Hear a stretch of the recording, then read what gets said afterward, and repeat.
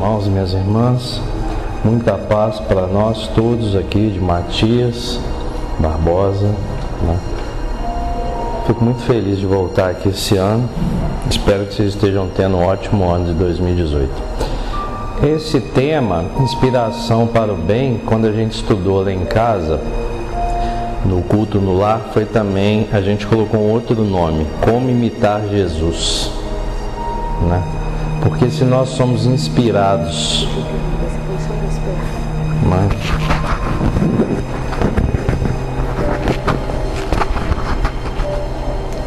Se nós somos inspirados a ser bons ou a fazer o bem e fazemos o bem, porque está lá no Evangelho, fazer o bem nos faz bem.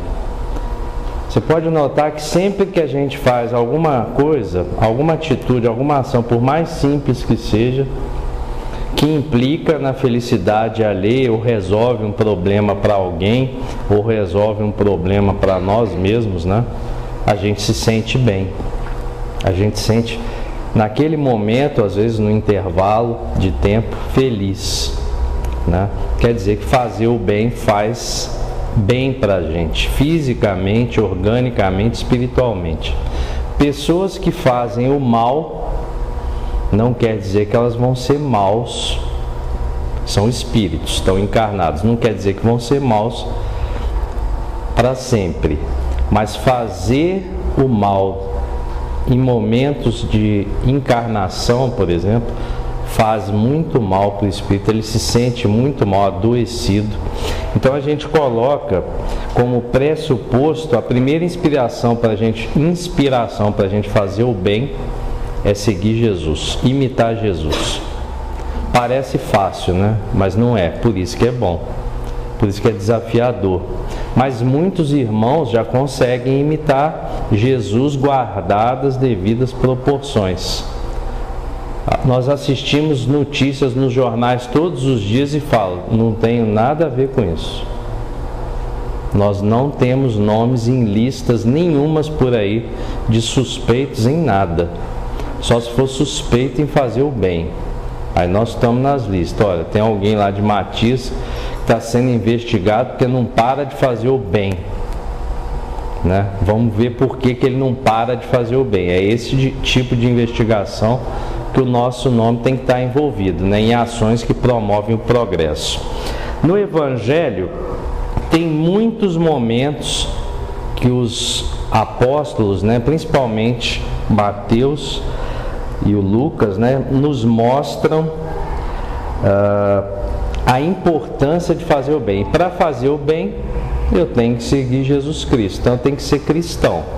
E aí nós temos lá, por exemplo, em Mateus, no capítulo 5, uma inspiração para ser cristão e fazer o bem. Ser cristão é ser pobre de espírito, simples, humilde, com qualidades morais relevantes, esforçar-se por nosso aprimoramento. Então isso é uma inspiração que eu tenho, né, de um espírito um pouco mais avançado, né, que eu. Há 2000 anos já era um pouco mais avançado, né? Hoje está muito mais avançado, mas nós também avançamos, né? Porque existem alguns irmãos que falam assim, porque eu sou primitivo, espírito primitivo. Não, nós não estamos no quilate de Jesus, mas nós somos um bom projeto para chegar onde Jesus chegou. E ser cristão é inspirar-se para ser pobre de espírito, né? E aí quando a gente conversa isso com as crianças, você tem que traduzir, não é ser bobo, né? Nós não devemos ser bobos, enganados por outrem, mas a gente tem que ser humilde em admitir quando a gente está certo e quando a gente erra, né? E ser crítico quando alguém, ser o crítico no sentido reflexivo, né? Quando alguém está fazendo alguma coisa errada, eu vou lá e educo aquela pessoa da mesma forma que alguém pode fazer comigo, né? E eu tenho inspirações sempre para aprimoramento, né? Eu estou sempre melhorando. Você pode ver, quando a gente reencarnou nessa vida, a gente não conseguia nem ficar em pé, né? Era um espírito velho, num corpinho frágil, a gente não conseguia falar, muito embora a gente já soubesse isso em outras vidas, mas a gente, entre aspas, dá uma zerada para conseguir aguentar um novo desafio, né? Para ter novas inspirações. Mateus, no capítulo 18, reforça, ó, quem que é o maior no reino dos céus? E ele responde, é o cristão que se apequena, nunca faz o mal, sempre faz o bem, engole, eu estou traduzindo para a linguagem de hoje, né? Engole desaforo, ofensa e as formas ignorantes de agir, né? Eu tenho que estar muito inspirado nos dias de hoje, no bem, para poder aguentar as provocações de outrem, né? E o que mais tem, né? Quando você está numa vida completamente desregrada, raramente chegam espíritos do bem para tentar te tirar, porque eles não conseguem ter acesso a gente, né?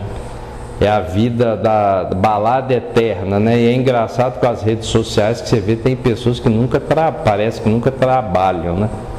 O tempo todo elas estão se divertindo, né? No sentido ruim da palavra, porque você vê fisionomias desgastadas pelo vício, né? Pela falta de trabalho útil, cansaços cada vez maiores, né? Alguns colegas nossos que vão trabalhar segunda-feira são verdadeiros farrapos humanos, né? E aí você fala assim, nossa, mas com 21 anos já está assim? Imagina quando tiver o dobro da idade, quando tiver 85, embora muitos dizem, não vão chegar lá, né? Não vão ter gás, não vão ter inspiração para chegar muito longe se você não tem uma vida disciplinada. Não quer dizer que a gente não pode se divertir. Até Jesus se divertia. E a época de Jesus as festas às vezes duravam, casamentos, 2, 3, 4 dias, né? Mas nem por isso havia desequilíbrio, porque quando o espírito é desequilibrado não precisa nem de festa. Quando ele está desequilibrado, né, não precisa nem de festa. A festa só acelera o desequilíbrio. Engolir desaforo, né? Como que eu me inspiro nos dias atuais para engolir desaforo, provocações, calúnias, né? Principalmente com redes sociais, né? Eu ponho uma foto lá, a pessoa vai lá e escreve assim, nossa, como que você está gordo. Já fizeram isso comigo, né? Eu falei, mas logo agora que eu decidi dar uma emagrecidinha, não estão reconhecendo, né? Mas é aquela pessoa que está infeliz, né? É um espírito que está infeliz, ele não é infeliz. Ele está infeliz, ele está amargurado, e alguns têm muito dinheiro no banco, né? Tem uma situação muito favorável material, mas emocionalmente são os vampiros que rondam por aí, né? Eles olham sempre para uma pessoa buscando uma qualidade negativa. E a gente tem que se inspirar no bem sempre, para quando encontrar um irmão, por mais estranho que eu acho que esteja o irmão, isso é uma opinião subjetiva, eu olhar o lado positivo, né? E não denegrir ou manchar uma imagem de uma pessoa só porque eu tenho opinião diversa dela. Como saber se eu estou me inspirando no bem, né? Como é que eu sei que eu estou me inspirando no bem? Olha, é muito fácil. Isso aí não precisava nem de ler o Evangelho, nem o Livro dos Espíritos. Isso é intuitivo, né? Uma criança sabe. Quando você pergunta para ela assim, você sabe a diferença do bem e do mal? Ela já tá, às vezes já está até frequentando escola. E escola é um bom lugar porque tem espíritos ali velhos, em corpos novos, que já fazem maldade, né? Precisam ser bem orientados para parar de se inspirar para fazer pequenas maldades. Mas quando você pergunta para uma criança que frequenta evangelização, seja lá qual for a religião, que já que tem pais responsáveis, né? Podem não estar presentes 24 horas com as crianças, hoje é difícil, os pais têm que ganhar muito dinheiro em geral para manter situações materiais insustentáveis emocionalmente, né? Tem que trabalhar o dia inteiro e deixa lá a criança com algum profissional. Mas se você perguntar para uma criança que está sendo acompanhada pelos pais, que vai à escola e tem uma certa instrução e uma orientação, o que é calor e o que é frio? Ela sabe. No calor eu uso tal roupa, no frio eu uso tal roupa. O que é dia e o que é noite? Ela sabe. De dia eu faço as atividades, vou para a escola, à noite eu durmo. E você pergunta para a criança o que é o bem e o que é o mal. Crianças de 3 ou 4 anos já falam. O bem é ser feliz, o bem é sorrir, essas são as respostas das crianças. O bem é estar com pessoas que a gente gosta, e o mal é o contrário. Né? É estar infeliz, é estar com pessoas que só ficam falando mal uma das outras, é querer o mal do outro, é pensar em prejudicar, é ficar matutando o dia inteiro, né? Para fazer algo de errado para alguém. Criança sabe, é um espírito velho num corpo novo, mas está começando a trajetória. Nós que somos adultos também deveríamos saber, né? Porque nós somos espíritos velhos em corpos que estão envelhecendo de novo. E a gente continua falando que não sabe as regras da vida, né? Então, como saber se eu me inspiro e faço bem?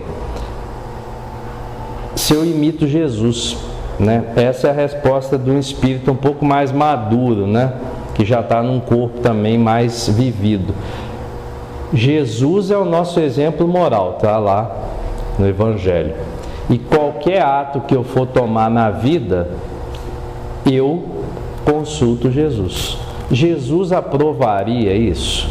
Vocês já pensaram, gente, se nossos representantes políticos consultassem por via das suas consciências, por exemplo, digo os representantes políticos porque hoje eles são foco, né?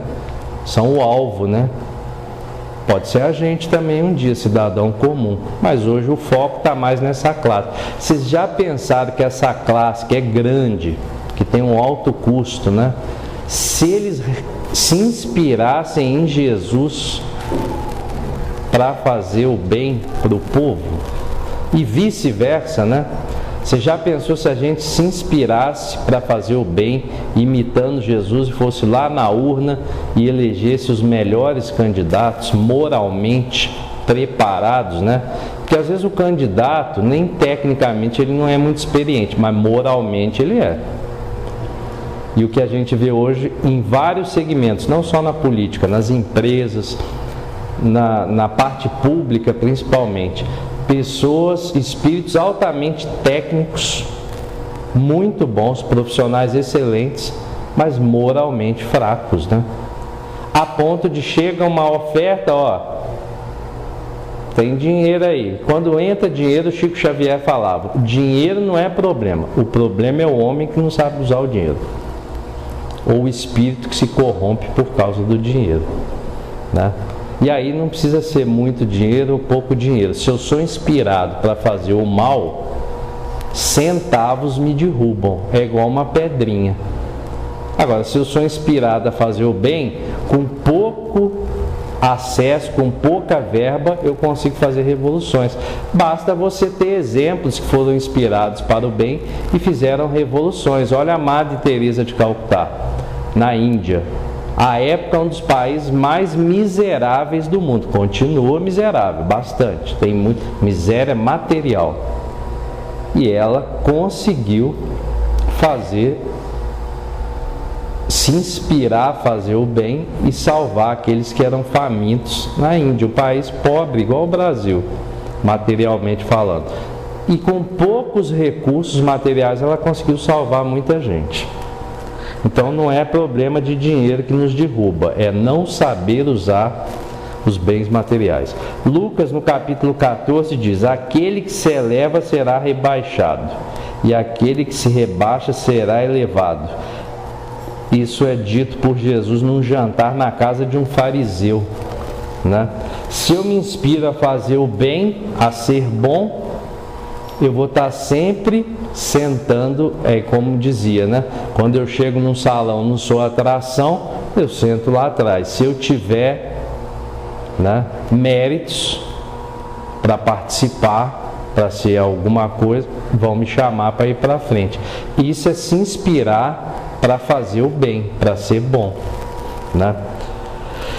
E aí tem muitos tipos, como eu disse, a criança sabe distinguir, o adulto também sabe, o dia da noite, o quente do frio, o salgado do doce, o bem do mal. E tem uma historinha que a gente conta na evangelização para distinguir o céu do inferno, né? Embora nós espíritas saibamos que não existe um lugar com CEP, né? Igual a nossa casa tem CEP. Quando a gente desencarna não tem assim, aqui olha, foi inspirado a fazer o bem, acabou fazendo o mal, vai para o inferno. A gente sabe que não existe, isso é uma alegoria, né? É uma anedota, é uma metáfora. Encarnado, se eu sou inspirado a fazer o bem e opto pelo caminho mais curto, vou fazer o mal, eu já estou no inferno. É o chamado inferno psicológico, né?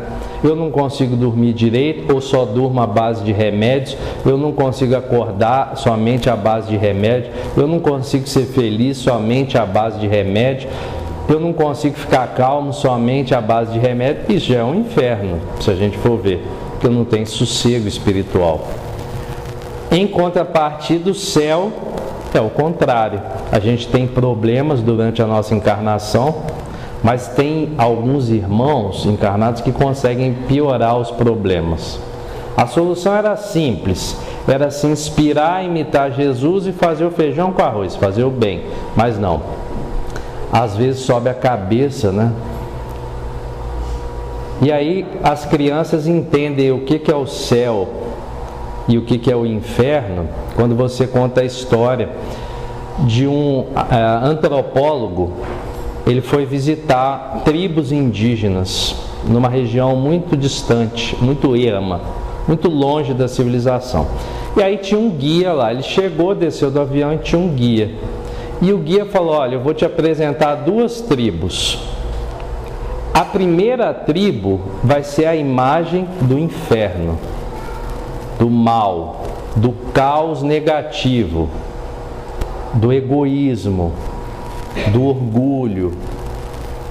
E aí o antropólogo falou, engraçado, mas isso tudo reunido numa tribo só? Ele falou, pois é, você vai chegar lá, você vai ter essa impressão. E aí eles andaram quase o dia inteiro, chegaram na tribo. O guia já era conhecido, e aí chegou o antropólogo. E aí o guia falou, olha, daqui a 2 horas eles vão fazer a ceia, né? Antes de anoitecer eles fazem a ceia. E aí ia todo mundo por uma grande tenda indígena, né? Uma grande construção, e aí estavam lá centenas de pessoas para se alimentar, e era dado para cada um deles uma colher de madeira, com o dobro da altura em média, né? De 1,80 m a 2 metros, cada um recebia uma colher de madeira grande, e entrava um carrinho com um panelão de alimento, de sopa, fervendo. E aí todo mundo avançava, e o guia falou para o antropólogo, presta atenção porque você vai ver vários vícios humanos agora. Todo mundo avançava em direção ao panelão e tinha o chefe lá, o cacique, que falava, podem se alimentar. E era uma bagunça, né? Todo mundo enfiando suas colheres de pau, buscando o alimento, e quando eles traziam para a boca, a colher era desproporcional, o alimento caía em cima de um, de outro. Depois de 5 minutos estava todo mundo ensopado, se alimentando do que caía no chão. Ninguém conseguia se alimentar usando a colher. E aí o guia fala para o antropólogo aí, viu? Vulgarmente falando, essa é uma visão do inferno, a gente pode dizer, assim que é o inferno. Pessoas que não têm educação, egoístas, e elas estão vivas. Pessoas que não pensam nos outros, pessoas que só querem para si, custe o que custar. Os fins justificam os meios. No final elas se alimentam, mas da forma mais bárbara e animalesca. E aí o antropólogo realmente admite, falou, realmente, quanto tempo eles fazem isso? E aí o guia falou, a vida inteira, é da cultura deles ser assim. E olha, o antropólogo foi preocupado e o guia falou, e olha que eles já melhoraram. Antes, eles se agrediam, se matavam antes, querendo chegar primeiro na panela. Agora não, todo mundo aos poucos vai chegando na panela, mas eles só se alimentam, embora tenham a colher, do que cai no chão. Eles ainda não sabem usar a colher. E aí o antropólogo, eles dormem ali no dia e vão embora. No outro dia o guia fala, agora eu vou te apresentar uma outra tribo, uma distância de 2 ou 3 quilômetros da primeira tribo. Você vai ver, é o céu.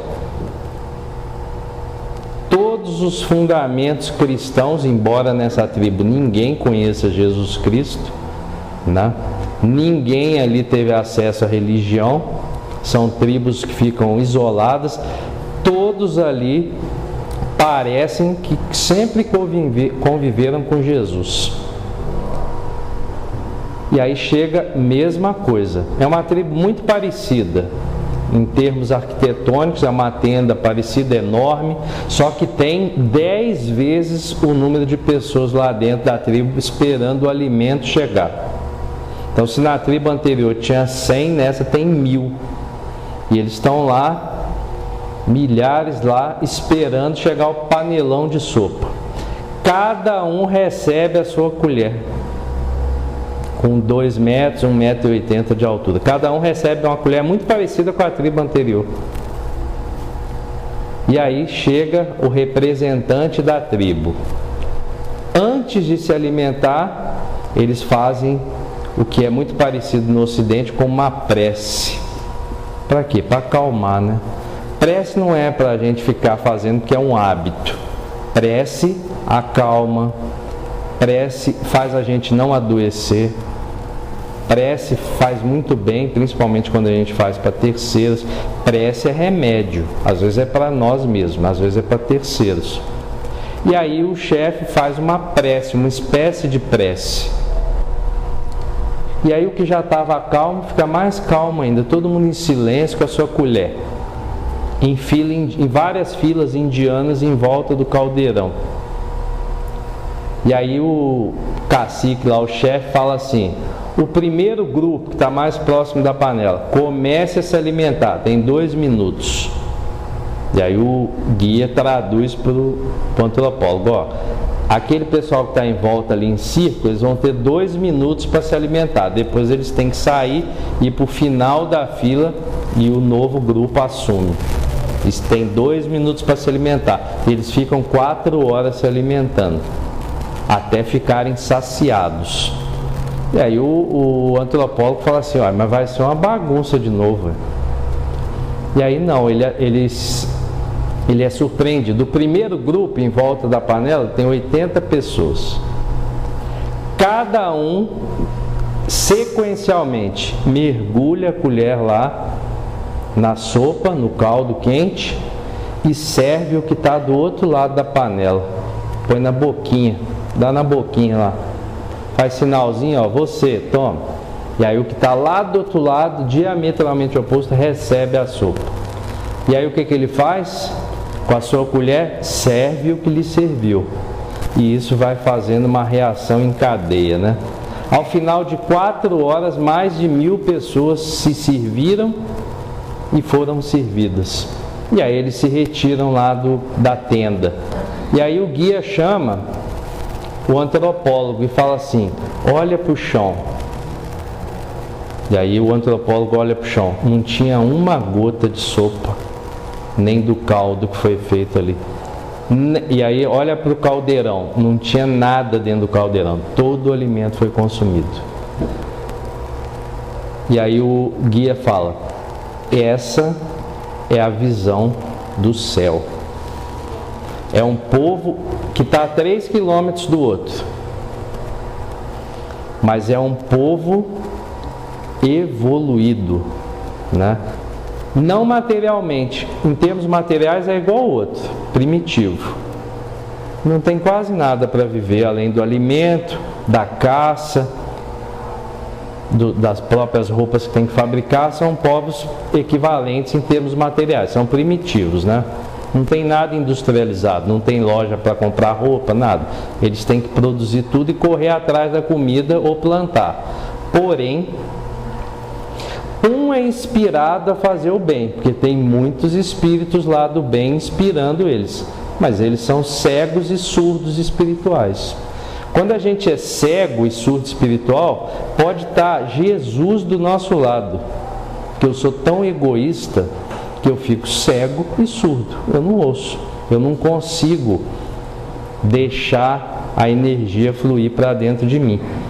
Quer dizer, estão querendo me inspirar a fazer o bem, mas eu sou aquela esponja negativa, né? Eu só puxo coisa ruim para dentro de mim, eu só represo água suja, né? Energia ruim. E quando eu aprendo que fazer o bem faz bem, eu paro de olhar para dentro de mim. E aí o antropólogo vai embora e volta para a civilização, né?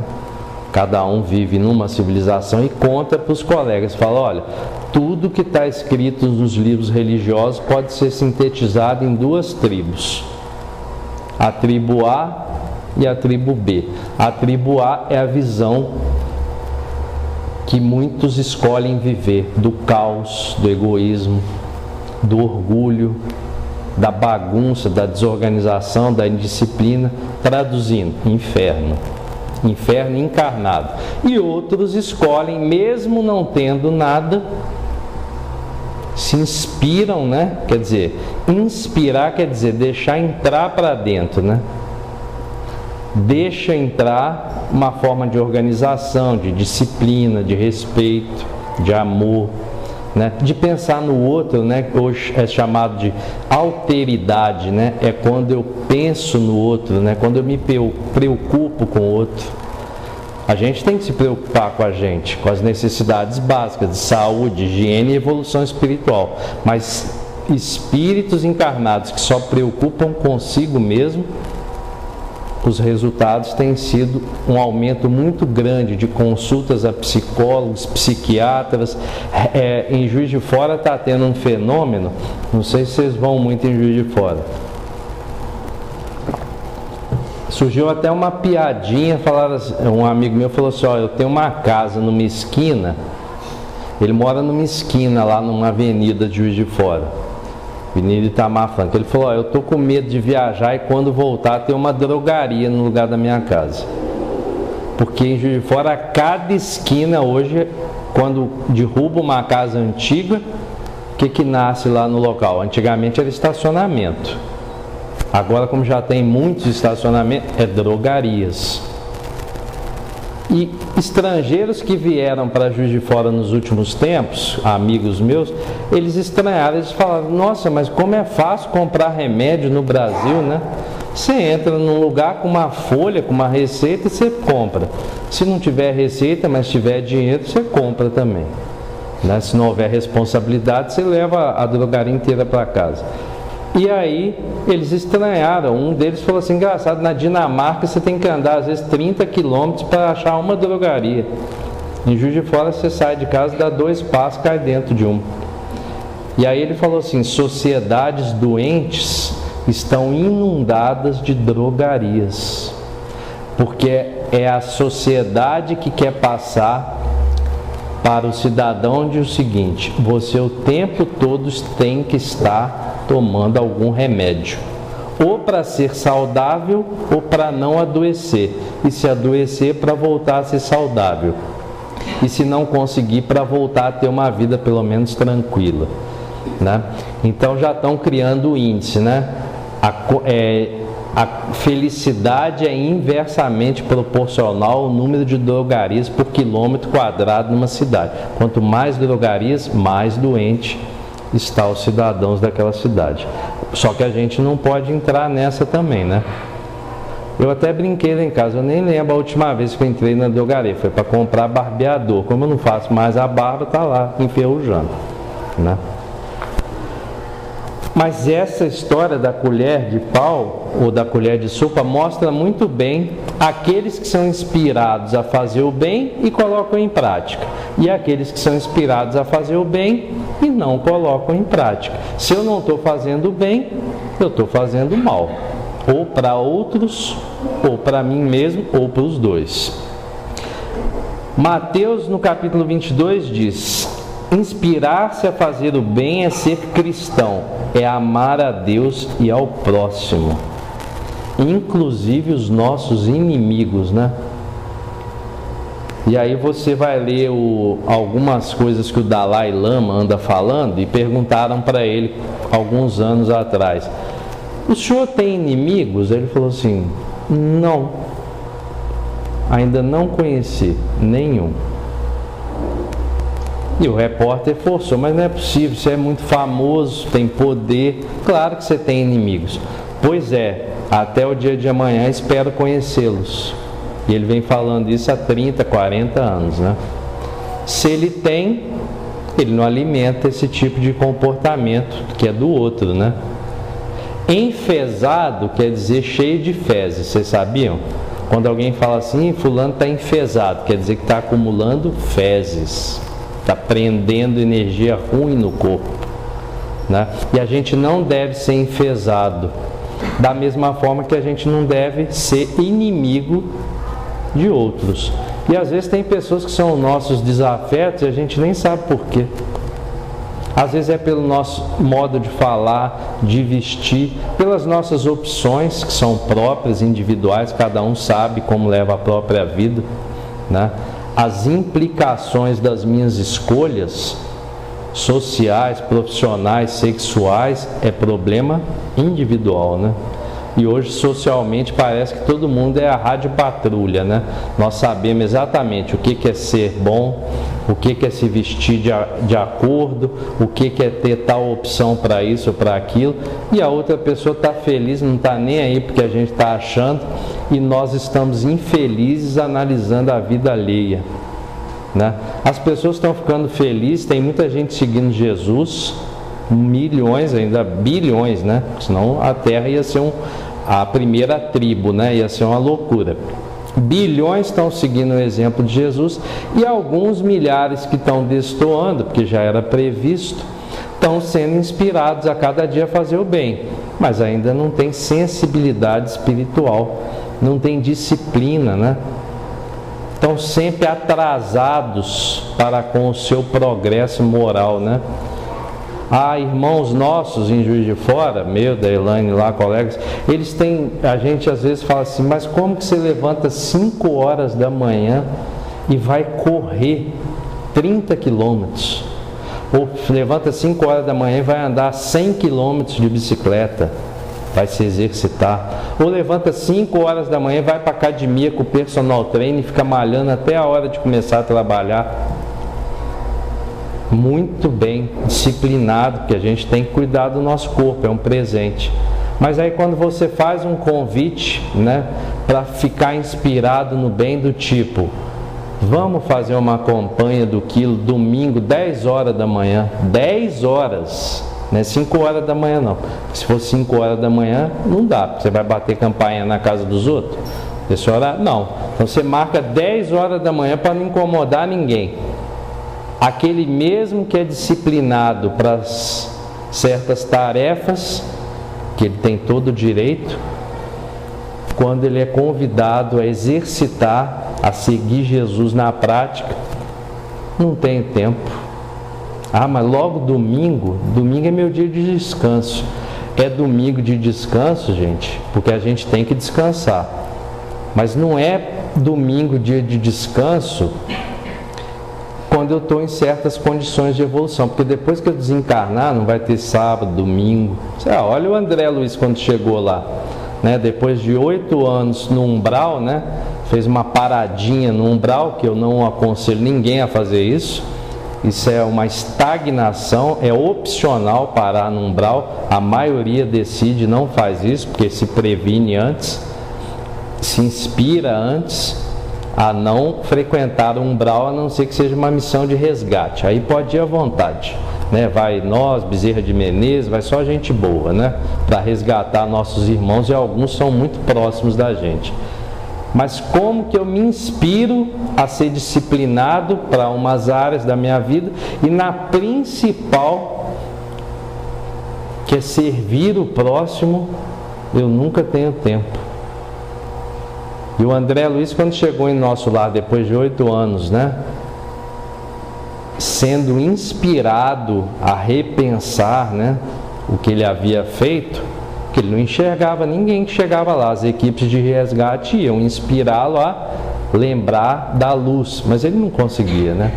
Ele estava encharcado de vício, encharcado de mágoa, de culpa, de não ter valorizado a família que ele teve, né? Uma família de ouro, e ele não aproveitou. Ele foi o egocêntrico, né?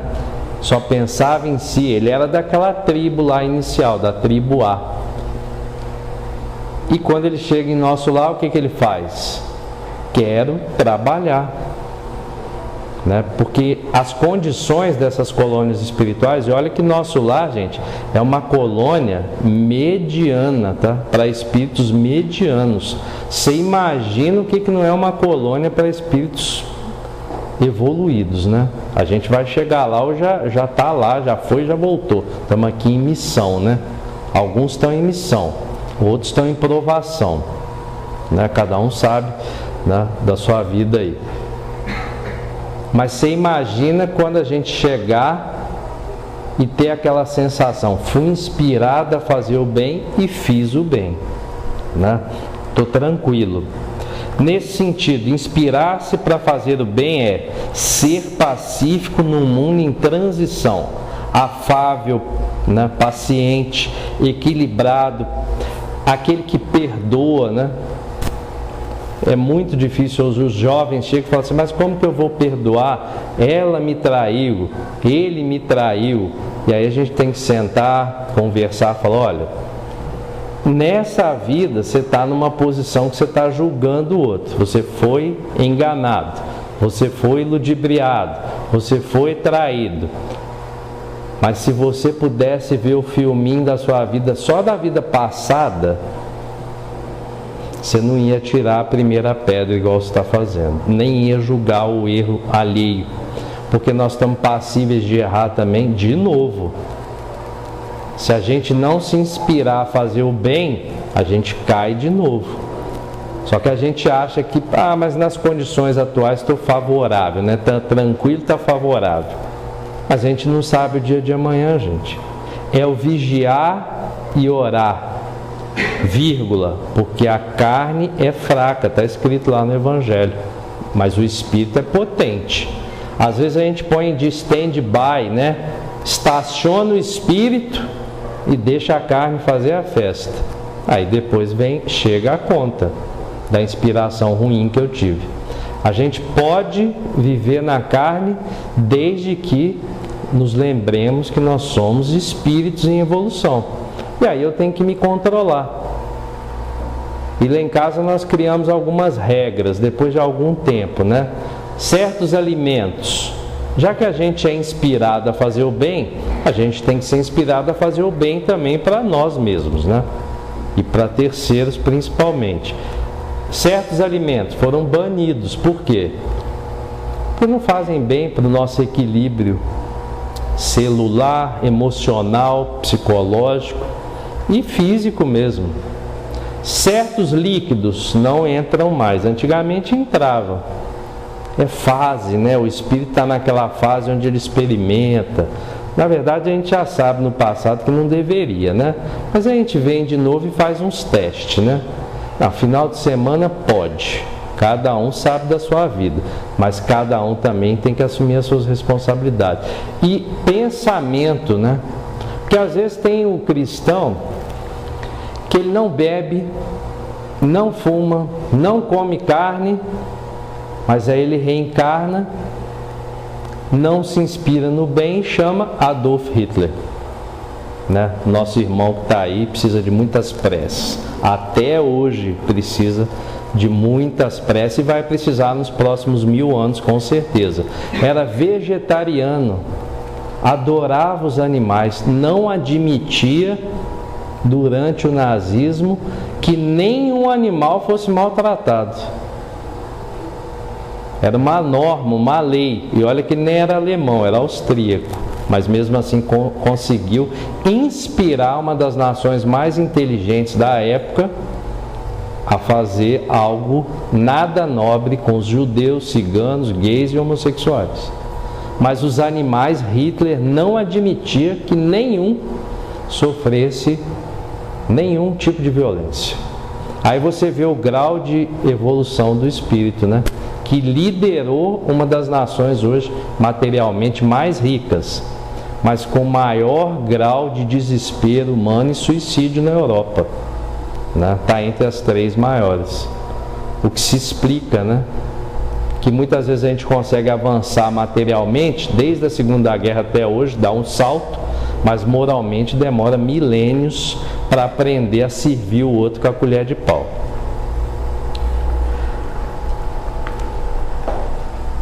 Outro exemplo que a gente deve levar para a nossa vida e lembrar. Antes de eu falar, só me recordei. Uma coisa que a gente tem lá em casa que é o pensamento. O pensamento tem força, tanto para destruir quanto para construir. Se eu uso meu pensamento para me envenenar, eu estou sendo inspirado por ideias nada do bem. Se eu uso meu pensamento para me fortalecer e ajudar o próximo, eu estou sendo inspirado a fazer o bem, estou seguindo Jesus. E há uma história muito interessante que a gente conta para as criancinhas da importância do que a gente pensa, do que a gente faz e do que a gente fala. Porque essas 3 coisas, o que eu penso, o que eu falo e o que eu faço, tem inspirações. Eu sou inspirado às vezes a falar besteira. Por quê? Porque eu não sou um espírito vigilante. E aí tem um do meu lado aqui, o que tenta me estabilizar eu não ouço. O que tenta me desestabilizar eu dou corda. E aí pronto. Aí não tem asa que segure, porque a gente tem as 2 asas, a intelectual e a moral. Quando só a intelectual está batendo, a moral para, eu caio. E a moral não bate sozinha, ela precisa também da intelectual. Quando as 2 asas estão afinadinhas, eu estou inspirado a fazer o bem e saio voando fazendo. Quando uma das 2 está desregulada, eu não consigo ter um desempenho moral, né, a ponto de seguir Jesus. E aí conta-se que um homem, depois que já tinha feito tudo na vida, já estava estabilizado financeiramente, filho criado, botou na faculdade, já tinha batido todas as metas. E aí um dia ele para na sua mansão lá e fala: ó, engraçado, a minha esposa desencarnou, meus filhos estão tudo criados, eu não tenho mais desafio na vida, né? Tudo deu certo. Sabe aquela vida que tudo deu certo? Até o que deu errado foi favorável para ele, materialmente falando. E aí ele não tem mais a visita dos filhos, nem da mulher, está sozinho. Ele fala assim: eu vou fazer um retiro. E aí ele vai para o Nepal. Chega lá, ele descobre que tem um mosteiro muito famoso, muito grande, e ele estava precisando se acalmar. Então eu vou entrar nesse mosteiro, vou ficar aí o tempo que for necessário para me acalmar. Ele é inspirado a fazer algo muito bom para ele, que é descentrar-se, né? Sair de si, auto-melhorar-se, autoconhecer-se, que é o que a maioria das pessoas não quer hoje, né? Você encontra com as pessoas na rua, está todo mundo com fone no ouvido, porque ninguém quer mais encontrar com o outro e conversar. Quando encontra, fala: tô com pressa. Aí te dá um baile assim, né? Tipo Neymar, te dá um drible e vai embora. Às vezes é parente, né? Às vezes é parente de 1º grau, mas tá todo mundo com pressa e com fone no ouvido. E aí ele chega lá e fala assim: como é que faz para participar aí? Ele fala assim: não, é simples. Tem uma taxinha simbólica, o que para ele não era problema, ele era rico. Ele paga a taxinha e deixam ele entrar, dão as roupas, falam: olha, aqui só tem uma regra.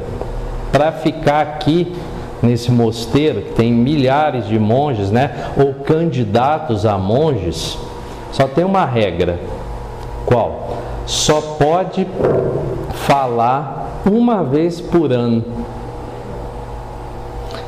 Ué, mas passa o ano inteiro meditando, aprendendo de novo a respirar, que é uma coisa que a gente vai desaprendendo durante a vida, é pensar, meditar, respirar, dormir no horário certo, acordar no horário certo, se alimentar, se exercitar, mas orar, mas tudo isso só tem uma regra. Só pode falar 2 palavras por ano. E aí ele falou, bom, já estou aqui, né? Vamos ver o que dá. E ele tinha que ficar no mínimo 3 anos para ter o curso completo de autoconhecimento, de autoaprimoramento. E aí ele topa. Assim, e detalhe, antes de entrar no centro, era aquele famoso língua solta, conversa até com poste. Fala o tempo inteiro, mas aí ele aceitou. Entrou e falou, eu vou dar conta. Não deve ser tão rígido assim. E aí ele começa a trabalhar, começa a ter as atividades, e sempre que ele chega perto de algum monge, ou alguém que está estagiando, ele tenta puxar o assunto. Ele vai, os monges põe o dedinho na boca. Não pode. E aí ele lembra, não pode falar. É uma tortura para ele, mas aos poucos ele vai tentando se controlar, vai trabalhando, vai se exercitando, vai meditando. É difícil, ele não consegue se concentrar, né? Hoje muitos espíritos encarnados não conseguem se concentrar em nada. O tempo todo tem que estar fazendo alguma coisa, vendo alguma coisa, ouvindo alguma coisa, comendo alguma coisa. Não conseguem ficar sozinhos consigo mesmo, né? Tem que estar o tempo todo. Responde mensagem, recebe mensagem. Manda e-mail, recebe e-mail. Liga para alguém, vai na casa de alguém. Não consegue passar um final de semana consigo, né? Às vezes nem precisa um final de semana, algumas horas ali quietinho, meditando. E para ele, os primeiros 6 meses são muito difíceis, né? Mas aí ele fica na esperança, não, no Natal, dia 25 de dezembro, eu vou poder falar 2 palavras. E aí o tempo vai passando e chega o dia do Natal. E aí os monges entram em fila. E tem uma fila que ele entra que tem um monge lá, um dos monges mais experientes. E aí o monge olha ele e fala assim, aquele é o espírito ocidental que veio para cá, um dos mais rebeldes, né? Tentou conversar com todo mundo o ano inteiro, ninguém deu bola para ele. Ele deve ter ótimas 2 palavras para falar, né? Porque depois de um ano aqui, agradecer, obviamente, cria uma expectativa. E a fila vai andando, cada um que chega para o monge lá superior, fala 2 palavras. E aí o monge lá, benze e tal, vai embora, vai se alimentar. E aí chega a vez do cidadão, tá lá. Quando ele chega perto, o monge com um sorriso brilhante diz, meu irmão, fale as suas 2 palavras para a gente comemorar o nosso Natal. E aí com muita raiva ele solta, cama dura. E aí o monge fica decepcionado. Fala, nossa, tanta coisa. E ele sai e vai embora, nem olha para trás. Tanta coisa que ele aprendeu, tanta inspiração que foi dada para ele durante esse ano, tanto exemplo. E ele vem e solta o que tem de pior dentro, que é a reclamação, né? É o espírito reclamão. Reclama de tudo. Tá chovendo. Viu? Tá chovendo, vai cair tudo. Aí fica 3 meses com seca, todo mundo represando água, economizando água. Também aí, ó. Agora está esse calor aí de matar. Está tudo ruim, né? Tem espíritos. O São Bento que dizia, tem irmãos que reclamam 99% da sua existência. E o 1% continuam reclamando. 99% do tempo reclamam. E o 1% que eles não reclamam, eles estão pensando no que eles vão reclamar. Quer dizer, é o espírito reclamão, e o São Bento condena isso nas suas liturgias, né? Geralmente aquilo que eu reclamo é aquilo que eu estou ganhando de presente de Deus, né? Mas eu reclamo. E aí o monge fica frustrado, mas fala, não, ele ainda tem mais 2 anos. No ano que vem, com certeza ele vai deixar se inspirar e vai sair o que tem de melhor de dentro dele. E aí o ano vai passando, o novo ano, e o espírito está um pouco mais amolecido, mas continua com seus vícios, né? É aquele espírito que é mimado, né? Sempre teve uma vida favorável, nunca passou dificuldades materiais. E aí ele acostuma com as facilidades, que são muito perigosas, né? E aí, ao final do 2º ano, o acaso não existe, ele pega a fila e olha, fala assim, ainda bem que aquele monge do ano passado não está lá. Só que a fila vai andando, eles fazem rodízio, aparece o monge lá de novo, na frente dele. Porque, olha gente, a gente pode tentar escapar do nosso destino. Se eu estou sendo inspirado a fazer o bem, eu consigo mudar o meu futuro. As fatalidades que estavam previstas, eu consigo mudar. Às vezes eu reencarno e vou ter que sofrer algo muito grave. Vou ter que sofrer uma lesão na perna, uma lesão na coluna, uma lesão cerebral, porque eu já provoquei isso antes em terceiros, por exemplo, ou em mim mesmo, né? Se eu me suicidei. E aí eu venho e tenho uma inspiração para fazer o bem e tenho um desempenho melhor. Eu quebro o dedo, em vez de perder a perna, eu quebro o dedo, perco um dedo. Ou tenho resfriados a vida inteira, em vez de ter câncer de pulmão direto. Se eu me inspiro, se eu sou inspirado a fazer o bem e me inspiro, eu consigo mudar, e tem muitas provas disso, de espíritos que vinham com provas muito grandes e conseguiam bater a meta 3 vezes maior, com mais dificuldade ainda. Facilidade é um veneno para a evolução espiritual. E aí quando chega na hora, o monge está lá com um sorriso, né, confiante, pensando, não, dessa vez ele vai falar as 2 melhores palavras que ele tem para agradecer tudo que ele passou aqui esse 2º ano. E aí quando chega perto, o homem solta. Meu filho, fale as suas 2 palavras para depois a gente comemorar o nosso Natal. E aí ele solta: comida fria. O que você quer? No Tibete, comida é um lugar que faz muito frio, boa parte do ano. Então, a comida, por mais que você esquentasse, sempre estava fria. E aí o monge fica muito frustrado, fala, meu Deus, primeiro foi cama dura, agora ele tem a oportunidade de agradecer por tudo que foi inspirado a ele nesse longo ano, no 2º ano, ao longo do 2º ano. Ele vai e solta outra reclamação, né? Comida fria. E vai embora. Mas o monge é muito experiente, ele fala, olha, no 3º ano as pessoas costumam mudar.